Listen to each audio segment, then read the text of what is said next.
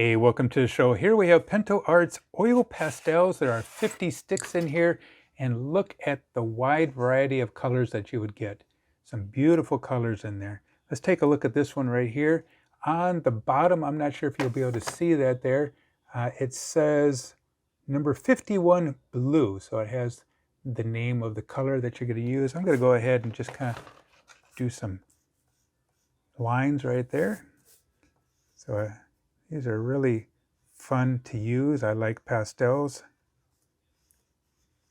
Draw a little chicken head there. So a lot of cool colors. Hey, I think you'll really enjoy this nice collection of colors. I'm getting carried away coloring here, aren't I?